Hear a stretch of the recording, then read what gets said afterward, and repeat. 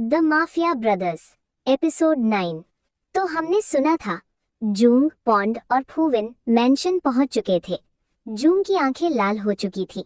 उसके चेहरे पर गुस्सा और बेचैनी साफ दिख रही थी। जूंग मन ही मन, डंक तुम कहाँ हो? रूम में गहरी खामोशी छाई हुई थी। तभी नॉक नॉक।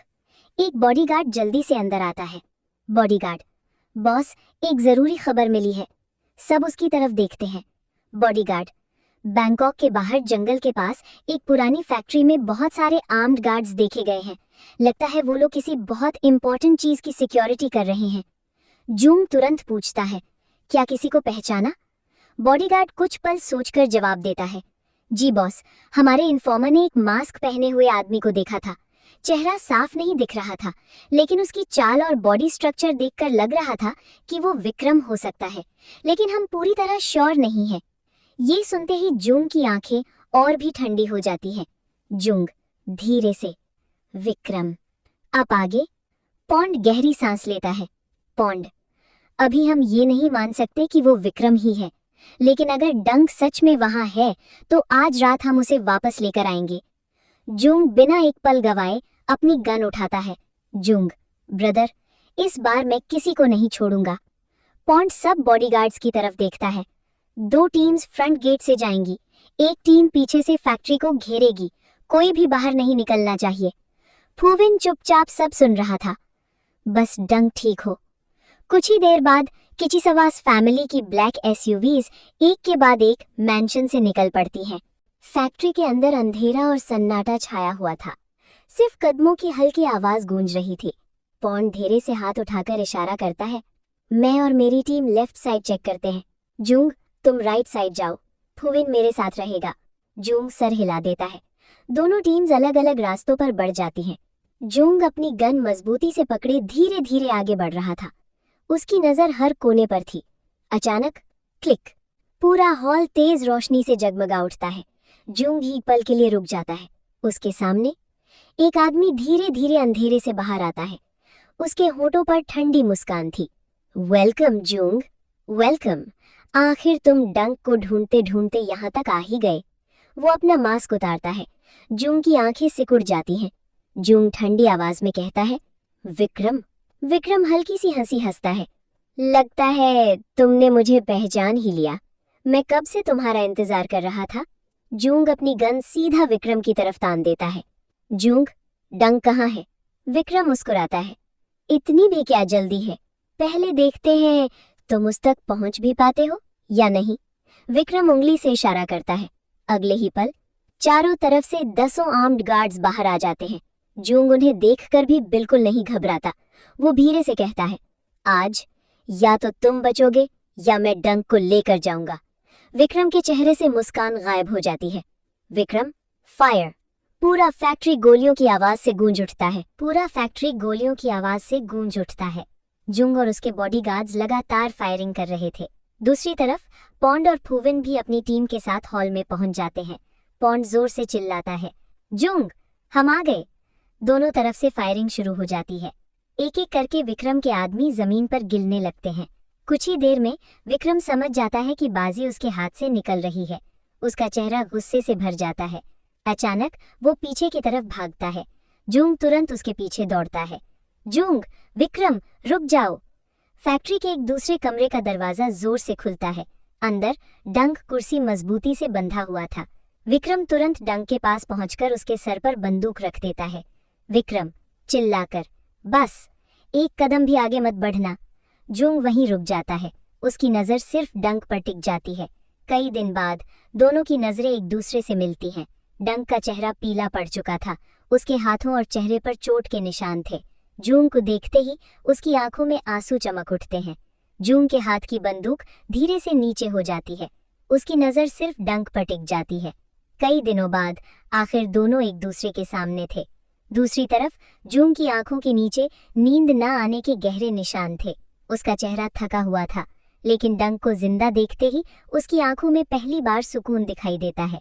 दोनों कुछ नहीं बोलते, सिर्फ एक दूसरे को देखते रहते हैं, जैसे उस एक नजर में कई दिनों की बेचैनी, डर और इंतजार छुपा हुआ हो। तभी विक्रम की ठंडी हंसी उस खामोशी को तोड़ देती है। विक्रम, कितना इमोशनल मिलन है, लेकिन अफसोस ये खुशी ज्यादा देर तक नहीं रहेगी। उसने बंदूक और मजबूती से डंक के सर पर रख दी। विक्रम बंदूक डंक के सर पर और मजबूती से रख देता है। उसके होठों पर एक ठंडी मुस्कान थी। विक्रम, क्या हुआ जूंग? अब इतना चुप क्यों हो? आज पहली बार अपने किसी अपने को मौत के इतने करीब देख रहे हो? जूंग की नजर एक पल के लिए भी डंक से नहीं हटती। उसके चेहरे पर गुस्सा था, लेकिन उससे भी ज्यादा डर। विक्रम धीरे धीरे हंसने लगता है। विक्रम, याद है तुमने मेरे बेटे को मेरे सामने से हमेशा के लिए छीन लिया था? आज मैं चाहता हूँ तुम भी वही दर्द महसूस करो, अपनी आंखों के सामने अपने किसी अपने को खोने का दर्द। रूम में गहरी खामोशी छा जाती है। जूंग के होठ हिलते हैं, लेकिन उसके मुंह से एक भी शब्द नहीं निकलता। उसकी आंखें सिर्फ डंक पर टिकी रहती हैं। डंक भी जूंग को ही देख रहा था। उसकी आंखों में डर कम था, लेकिन जूंग के लिए चिंता साफ दिख रही थी। दूसरी तरफ पॉन्ड ये सब देखते ही एक पल के लिए बिल्कुल खामोश हो जाता है। उसकी आंखों के सामने अचानक वो रात घूम जाती है जब उसने अपनी माँ और पिता को अपनी आंखों के सामने खो दिया था। उसकी मुट्ठी धीरे धीरे कस जाती है। फुविन पॉन्ड के चेहरे की तरफ देखता है। उसे महसूस हो जाता है कि पॉन्ड के दिल में कोई पुराना जख्म फिर से ताज़ा हो गया है। फुविन धीरे से पॉन्ड के करीब आकर खड़ा हो जाता है, बिना कुछ कहे, जैसे सिर्फ अपनी मौजूदगी से उसे हिम्मत देना चाहता हो। फैक्ट्री में सन्नाटा और भी गहरा हो जाता है और विक्रम की बंदूक अब भी डंक के सर पर तनी हुई थी। विक्रम के होठों पर एक ठंडी मुस्कान आ जाती है। उसने बंदूक और मजबूती से डंक के सर पर रख दी। विक्रम, चलो जूंग, अब देखते हैं तुम अपने किसी अपने को कैसे खोते हो। वो धीरे धीरे गिनती शुरू करता है। विक्रम, 1। रूम में सन्नाटा छा जाता है। 2। जूंग की उंगली धीरे से ट्रिगर पर मजबूत हो जाती है। पॉन्ड और फुविन भी सांस रोककर खड़े थे। 3। जैसे ही विक्रम ट्रिगर दबाने वाला होता है, बैंग, एक जोर की गोली चलती है। सब एक पल के लिए जम जाते हैं। विक्रम की आंखें हैरानी से फैल जाती हैं। उसके माथे के बीच गोली लग चुकी थी। बंदूक उसके हाथ से छूटकर जमीन पर गिर जाती है। विक्रम धीरे धीरे पीछे की तरफ लड़खड़ाता है और जमीन पर गिर पड़ता है। पूरे कमरे में गहरी खामोशी छा जाती है। पॉन्ड, फुविन और बॉडीगार्ड सब हैरान रह जाते हैं। जूंग ने एक पल भी जाया नहीं किया। वो सीधा डंक की तरफ दौड़ पड़ता है। उसने जल्दी जल्दी डंक के हाथों और पैरों को खोलते हैं। जैसे ही डंक आजाद होता है, वो बिना कुछ सोचे सीधा जूंग को जोर से गले लगा लेता है। कई पल तक दोनों कुछ नहीं बोलते। जूंग अपनी बाहों में डंक को मजबूती से थामे रखता है। धीमी आवाज में वो सिर्फ इतना कहता है, सॉरी डंक, आने में देर हो गई। आई एम सॉरी, ये सब मेरी वजह से हुआ। आई एम सॉरी, तुम्हें इतना दर्द और इतनी तकलीफ सहनी पड़ी। डंक कुछ पल तक सिर्फ जूंग को देखता रहता है। फिर वो हल्की सी मुस्कान के साथ कहता है, कोई बात नहीं जूंग, अब सब ठीक है। ये सुनकर जूंग की आंखों में हल्की सी राहत दिखाई देती है। तभी पॉन्ड उन दोनों के पास आता है। वो प्यार से डंक की सिर पर हाथ रखता है। डंक, तुम ठीक हो? डंक धीरे से सिर हिला देता है। जी, मैं ठीक हूँ। पॉन्ड एक गहरी सांस लेता है। उसके चेहरे पर पहली बार सुकून नजर आता है। फुविन भी पास खड़ा चुपचाप सब देख रहा था। कई दिनों बाद किट्टी सवास्ट मैंशन के सबसे जरूरी इंसान को वापस पा लिया गया था। सब लोग मैंशन वापस लौट आते हैं। पूरे घर में सुकून की सांस ली जाती है। कई दिन बाद डंक को सलामत देखकर सबके चेहरे पर राहत दिख रही थी। पॉन्ड धीरे से डंक के पास आता है। डंक, जाकर फ्रेश हो जाओ। पिछले 3 दिन तुमने बहुत कुछ सहा है, अब थोड़ा आराम करो। डंक हल्की सी मुस्कान के साथ सिर हिला देता है। जी। फिर वो पॉन्ड, फुविन और जूंग की तरफ देखकर धीरे से कहता है, सिर्फ मैंने ही तकलीफ नहीं झेली, मेरी वजह से तुम सब भी 3 दिन से परेशान थे। तुम लोग भी जाकर थोड़ा रेस्ट कर लो। पॉन्ड हल्की सी मुस्कान देता है। सबसे जरूरी बात यह है, तुम घर वापस आ गए हो, बाकी सब बाद में। डंक की नजर धीरे से जूंग की तरफ चली जाती है। जूंग अब भी चुप था। उसकी नजरें सिर्फ डंक पर टिकी हुई थीं। डंक एक पल के लिए उसकी आंखों में देखता है, फिर धीरे से कहता है, मैं अपने रूम में जा रहा हूँ। ये कहकर डंक सीढ़ियों की तरफ बढ़ जाता है। जूंग बिना कुछ कहे उसे जाते हुए देखता। रात बहुत हो चुकी थी। सुबह होने में भी ज्यादा वक्त बाकी नहीं था। पॉन्ड घड़ी की तरफ देखता है, फिर फूविन की तरफ मुड़कर कहता है, इतनी रात को तुम घर मत जाओ।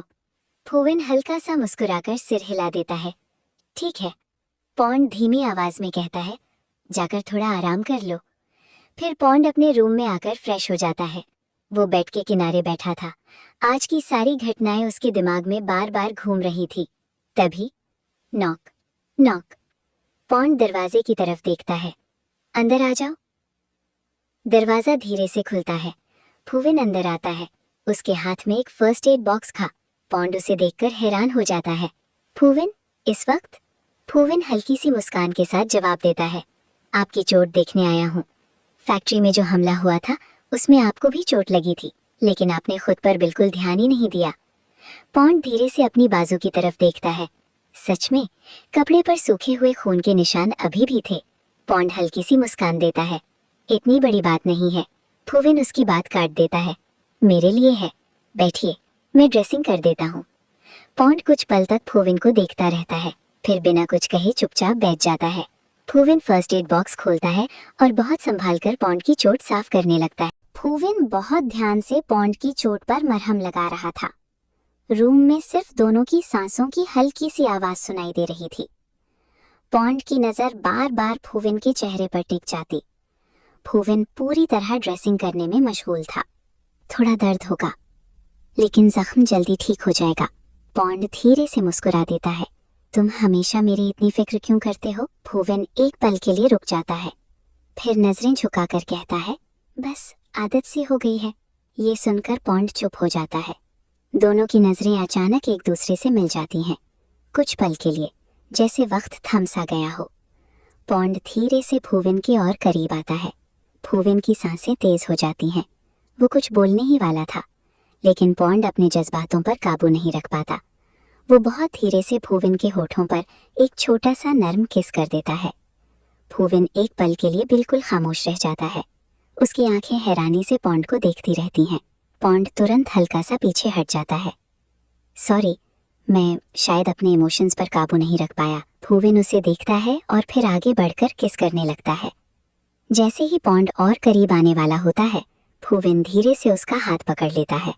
उसके होठों पर हल्की सी शर्मीली मुस्कान आ जाती है। रात बहुत हो चुकी है, आपको आराम करना चाहिए। आज बहुत कुछ हो गया, अब और नहीं, पहले रेस्ट कीजिए। पॉन्ड कुछ पल तक सिर्फ फूविन को देखता रहता है, फिर हल्की सी मुस्कान के साथ सिर हिला देता है। ठीक है, गुड नाइट फूविन। फूविन शर्माकर नजरें झुका लेता है। Good night. वो धीरे से पॉन्ड का हाथ छोड़ता है और जल्दी से रूम से बाहर निकल जाता है। अपने रूम में पहुंचते ही वो दरवाजा बंद करके उससे टेक लगाकर खड़ा हो जाता है। उसके गाल शर्म से लाल हो चुके थे। वो हल्की सी हंसी रोकने की कोशिश करता है, और दूसरी तरफ पॉन्ड अपने रूम में खड़ा दरवाजे की तरफ देखकर मुस्कुराता रहता है। उसे समझ आ गया था, फूविन ने मना नहीं किया था, बस उसे थोड़ा और वक्त चाहिए था। फूविन, वो अभी अभी पॉन्ड के साथ बिताए हुए पल को याद करके धीरे से मुस्कुरा रहा था। ऐसा लग रहा था जैसे पॉन्ड और फूविन के बीच की दूरियां धीरे धीरे कम हो रही थीं। तभी फूविन का सिक्योर फोन वाइब्रेट करता है। स्क्रीन पर सिर्फ एक नाम दिखाई देता है, हेडक्वार्टर्स। फूविन की मुस्कान धीरे धीरे गायब हो जाती है। वो तुरंत कॉल रिसीव करता है। Yes sir. दूसरी तरफ से ऑफिसर की गंभीर आवाज आती है, कल सुबह ठीक 8 बजे हेडक्वार्टर्स पहुंचना, एक बहुत जरूरी मीटिंग है। तुम्हारे अंडरकवर मिशन के बारे में बात करनी है, लेट मत होना। फूविन सीधा खड़ा हो जाता है। Yes sir. कॉल कट हो जाता है। रूम में फिर से खामोशी छा जाती है। फूविन धीरे से फोन को देखता रहता है। उसके चेहरे की मुस्कान पूरी तरह गायब हो चुकी थी।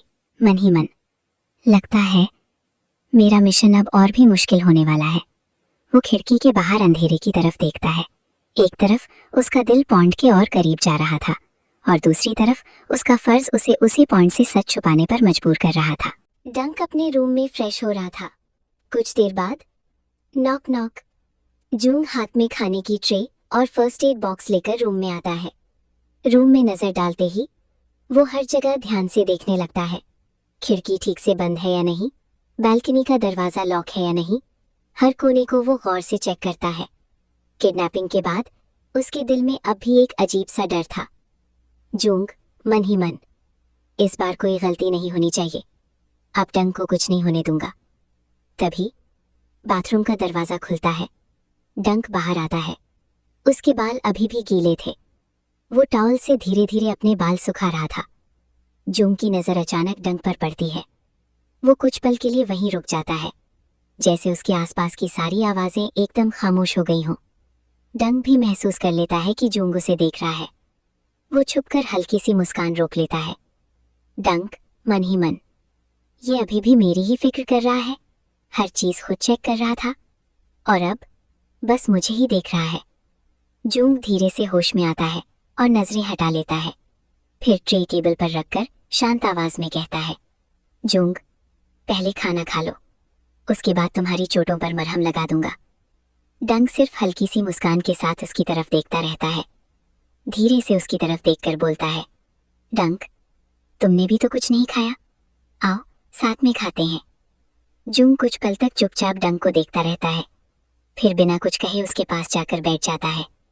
दोनों खाना शुरू करते हैं, लेकिन डंक के हाथ की चोट की वजह से चम्मच पकड़ने में भी उसे तकलीफ हो रही थी।